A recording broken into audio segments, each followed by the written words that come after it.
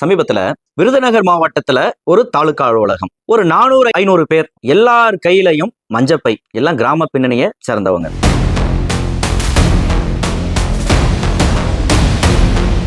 அந்த அலுவலகத்துல குவிந்திருக்கிறாங்க. அதிகாரிகளுக்கும் அந்த மஞ்சப்பையோட வந்திருந்தவங்களுக்கும் வாய் தகராறு ஆகுது. இவங்க சொல்றத அவங்க கேட்கல, அவங்க சொல்றத இவங்க ஏத்துக்கிற மனநிலையில இல்ல. அப்படியே பக்கமா போய் தேசிய நெடுஞ்சாலையில அமர்ந்து சாலை மறியல் போராட்டத்தை நடத்துறாங்க.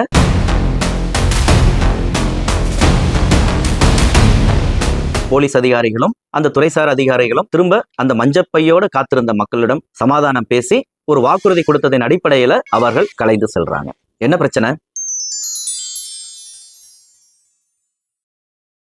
அங்குசம் நேயர்களுக்கு வணக்கம். தமிழகத்துல பல்வேறு வகையான மோசடிகளை நாம் கேள்விப்பட்டிருக்கிறோம். பொதுவா தீபாவளி சீட்டு, ஏல சீட்டு, இது போன்ற சீட்டு கம்பெனியில பணத்தை கட்டி ஏமாந்த கதைகள் தான் பரவலா நாம கேள்விப்பட்டிருக்கிறோம். ஆனா 2016 பணத்தை கட்டி 2025 நெருங்குற சமயம் வரைக்குமே அவர்கள் இழந்த பணத்தை மீட்க முடியாம பரிதவிச்சு கிடக்குறாங்க. அந்த பரிதவிப்பினுடைய வெளிப்பாடுதான் அந்த சாலை மறியல் போராட்டமாக அதிகாரிகளுக்கு எதிரான வாக்குவாதமாக மாறி போயிருக்கு. அது என்ன மோசடி? மத்திய பிரதேசத்தை தலைமையிடமாக கொண்டது பரிவார் டெய்ரிஸ் அலைடு லிமிடெட், அதாவது கறவமாடு பால் சம்பந்தமான பொருட்களை உற்பத்தி செய்யற நிறுவனம்னு தன்னை பதிவு செய்து கொண்டு விவசாயிகளை குறிவைத்து அவர்களுக்கு பல்வேறு சலுகைகளையும் திட்டங்களையும் அறிவித்து அவங்கள்ட்ட இருந்து பணத்தை ஆட்டைய போட்ட கம்பெனி தான் இந்த கம்பெனி. 2008 தனது சொந்த மாநிலமான மத்திய பிரதேசத்துல ஒரு சுற்று வேட்டையை முடிச்சுட்டாங்க. 2 வருஷ கேப்ல 2010 தமிழகத்துக்கு காலெடுத்து வைக்கிறாங்க. அதுவும் எங்க? மதுரையில.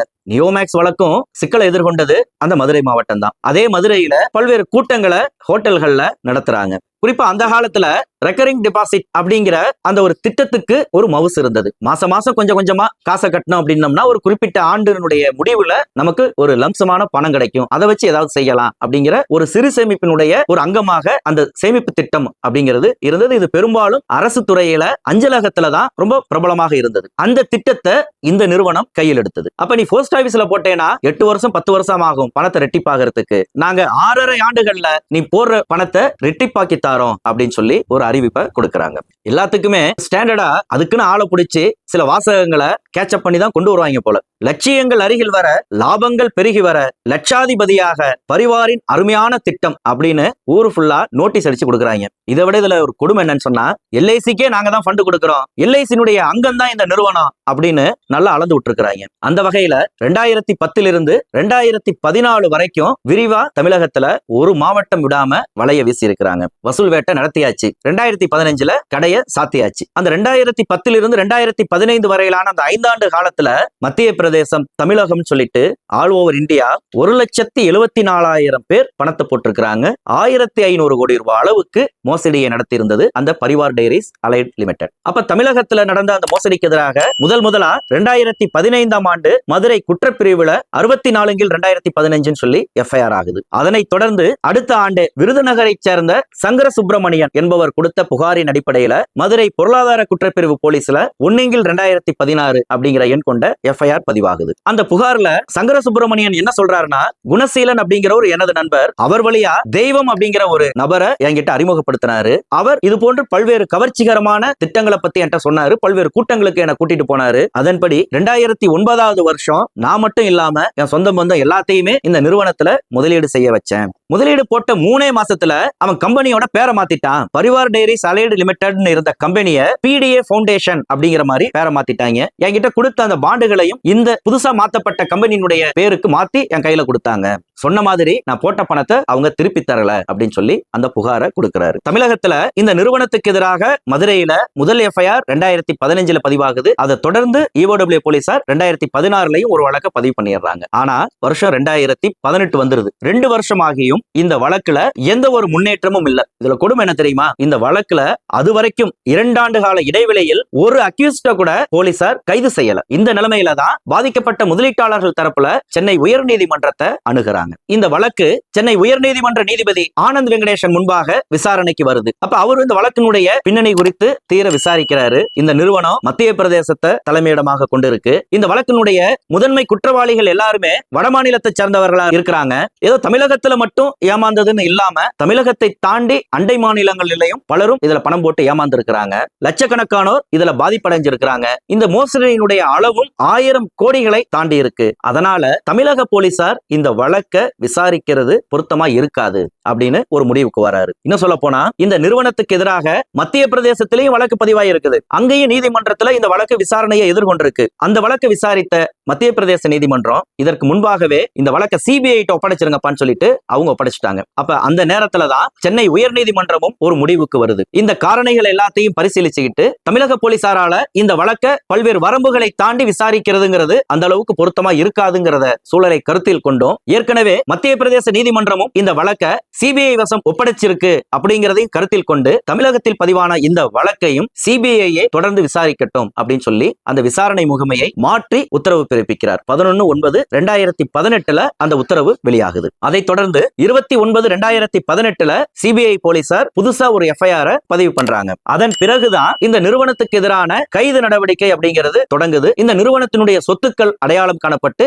அட்டாச் செய்யப்படுது. இந்த இடத்துல ஒரு விஷயம் கவனிக்கத்தக்கது. முதல் எஃப்ஐஆர் 2015 பதிவாகுது. 2023 தான் இமெயில் வழியாக இதுல பாதிக்கப்பட்டவங்க எல்லாம் எங்க கிட்ட புகார் கொடுங்கன்னு சொல்லிட்டு ஒரு அறிவிப்பை சிபிஐ வெளியிடுது. இதுல பாதிக்கப்பட்டவங்க எல்லாமே கிராமப்புற பின்னணியை சேர்ந்தவங்க. இன்னும் சொல்ல போனா 1 மாடு 2 மாடு வச்சிருக்கிற விவசாயிகள். அவர்களுக்கு இந்த வழக்கினுடைய நிலை குறித்த எந்த ஒரு தகவலும் போய் சேராம இருக்கு. அந்த சூழல்ல தான் இந்த சிபிஐ அதுவும் எப்படி புகாரை இமெயில் வழியா அனுப்புன்னு சொல்லுது. ஒரு கிராமத்துல இருக்கிற ஒருத்தனால ஒரு இமெயில் ஐடியை கிரியேட் பண்ணி அவன் எப்படி புகார் கொடுக்க முடியும்? அப்ப இந்த நடைமுறை சிக்கல்கள் எல்லாத்தையும் நீதிமன்றத்துக்கு கொண்டு போறாங்க. இந்த வழக்குல பாதிக்கப்பட்ட தரப்புல இருக்கிறவங்களுடைய அந்த அசல் சான்றிதழ்களை சரிபார்த்து அதை ஆவணப்படுத்துறதுக்கு தகுதி வாய்ந்த அதிகாரிகளை நியமனம் பண்ணுங்க அப்படிங்கிற கோரிக்கையோட ஒரு வழக்கு நீதிமன்றத்துக்கு வருது. அதன் அடிப்படையில தான் இந்த பரிவார் டெய்ரிஸ் அலைட் லிமிடெட் மற்றும் பிடிஏ அறக்கட்டளை இந்த 2 நிறுவனத்தால் பாதிக்கப்பட்ட முதலீட்டாளர்கள் யாராக இருந்தாலும் அவர்கள் புகார் அளிப்பதற்கான ஒரு வாய்ப்பை ஏற்படுத்தி கொடுக்கணும் அப்படிங்கிற ஒரு நோக்கத்துல குறிப்பா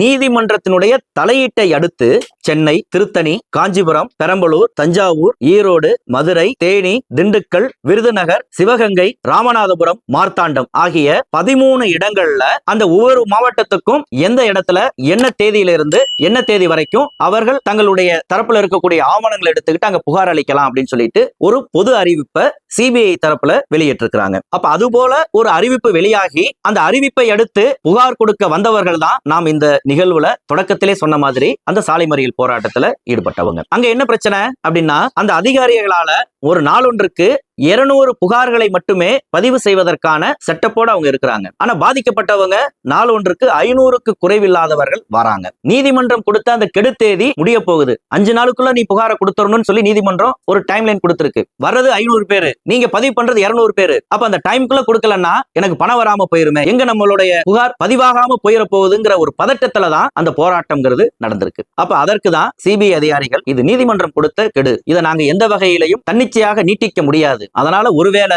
உங்களுடைய புகார் இங்க பதிவு செய்ய முடியாத ஒரு சூழல் ஏற்பட்டாலும் நீதிமன்றத்தினுடைய கவனத்திற்கு எடுத்து சென்று மீண்டும் புகார் அளிப்பதற்கான ஒரு வாய்ப்பை நாங்க ஏற்படுத்தி கொடுக்கிறோம் அப்படின்னு சொல்லி சிபிஐ அதிகாரிகள் வாக்குறுதி கொடுத்திருக்கிறாங்க. அந்த வகையில இந்த 2 நிறுவனங்களுக்கு எதிராக, அதாவது பரிவார் டெய்ரிஸ் அலைட் லிமிடெட், பிடிஏ அறக்கட்டளை இந்த பெயர்ல நீங்க பணம் கட்டி ஏமாந்திருக்கிறீங்க அப்படின்னு சொன்னா தமிழகத்தினுடைய எந்த மாவட்டத்தினுடைய பகுதியாக இருந்தாலும் நேரடியா சிபிஐ அதிகாரிகளை தொடர்பு கொண்டு இது தொடர்பான சந்தேகங்கள் இருந்தாலும் கேட்கலாம். வேற ஏதாவது உங்களுக்கு தெளிவு தேவைப்படுது அப்படின்னு சொன்னாலும் கேட்டா சொல்றதுக்கு அவங்க தயாரா இருக்கிறாங்க. காலை 10 மணிலேருந்து 5 மணி வரைக்கும் அலுவலக நேரத்துல தொடர்பு கொள்ளலாம் அப்படின்னு அறிவிச்சிருக்காங்க. சிபிஐனுடைய சென்னை பொருளாதார குற்றப்பிரிவு போலீசார் தான் இந்த வழக்கை நடத்திட்டு இருக்காங்க. அவர்களுடைய தொடர்பு எண் 044 244 619 59. இந்த ஸ்கிரீன்ல தெரியக்கூடிய இந்த தொலைபேசி எண்ணுக்கு நீங்கள் தாராளமாக தொடர்பு கொள்ளலாம். உங்களுடைய சந்தேகங்களை தெளிவுபடுத்திக் கொள்ளலாம். இந்த வழக்குல நாம் நிறைவாக ஒரு விஷயத்தை கவனிக்கிறோம். என்னன்னு சொன்னா இப்ப தமிழகத்துல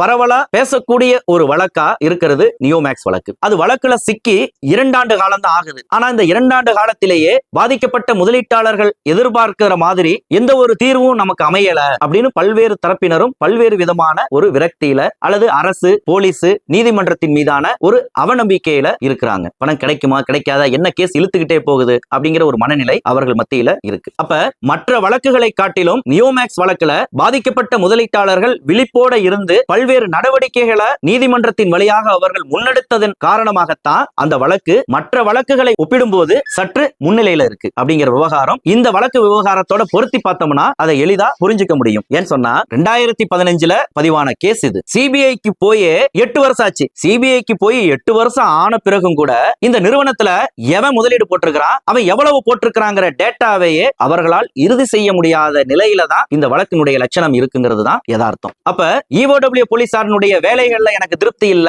இந்த வழக்கினுடைய விசாரணையை வேற ஒரு விசாரணை முகமைக்கு மாத்தணும் அப்படிங்கிற ஒரு கோரிக்கை நியோமேக்ஸ் விவகாரத்துல ஒரு பேசு பொருளா இருக்கு. ஆனா நீ எங்க மாத்தினாலும் சரி இதனுடைய போக்கு இப்படிதான் அப்படிங்கிறதுக்கு ஒரு உதாரணம் தான் இந்த வழக்கை நாம் இப்படி ஒப்பிட்டு பார்க்க முடியும். அந்த வகையில அது EOW போலீஸ் விசாரிக்குதா சிபிஐ போலீஸ் விசாரிக்குதாங்கிறதெல்லாம் இந்த இடத்துல ஒரு பிரச்சனை கிடையாது.